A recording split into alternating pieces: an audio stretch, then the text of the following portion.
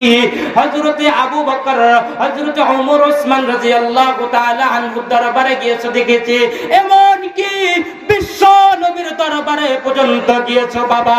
আমি দেখেছি তোমার মতো নাফরমানকে বিশ্ব নবী পর্যন্ত ফিরাইয়া দিয়েছে। তবে রে বাবা শুনে নাও, আমারও একটা বক্তব্য আছে। আমার বক্তব্যটা হলো, যতদিন পর্যন্ত তুমি সাহাবীদেরকে খুশি করতে না পারবা, যতদিন পর্যন্ত তুমি রাহমাতুল লিল আলামিন নবীকে খুশি করতে না পারবা, যতদিন পর্যন্ত তুমি বিশ্ব নবীকে খুশি করতে না পারবা রে বাবা, শুনে নাও তোমার মতো নাফরমানকে আমি খামসানা বাবা বলে একটা ডাক দিব না, বাবা বলে একটা ডাকও দিব না। তুমি শুনে নাও, তোমার মতো নাফরমান বাবার আমার দরকার নাই। দেখেন কলিজায় কত আঘাত, কলিজায় ব্যথা নিয়ে এবার বলতেছে, এ সাঈদ বিন আব্দুর রহমান, আমার আর বুঝতে বাকি নাই, আমার রশিটা ছেড়ে দে। এ বন্ধু, এ ভাই, এ সাঈদ বিন আব্দুর রহমান, আমার রশিটা ছেড়ে দে। আমাকে যিনি সৃষ্টি করেছেন তার দরবারে আমি চলে যাব।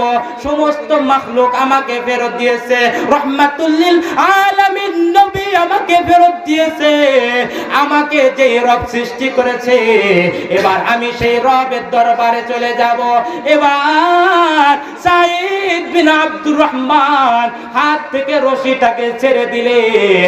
সালাবাতুল আনসারী রাদিয়াল্লাহু তাআলা আনহু কাঁদতে আবার সেই পাহাড়ের চূড়ায় জঙ্গলার দিকে চলে গেলেন। এ রাজের মুসলমান ভাই, এ তেলিকান্দির মুসলমান ভাই, অন্তরের কান দ্বারা শোনো, সাহাবায়ে কিরাম রাদিয়াল্লাহু তাআলা আনহু একটু ভুলের কারণে কত পেরেশানির মধ্যে পড়েছে, কতটা ছটফট করেছে, কতটা ঘুরপাক খেয়েছে।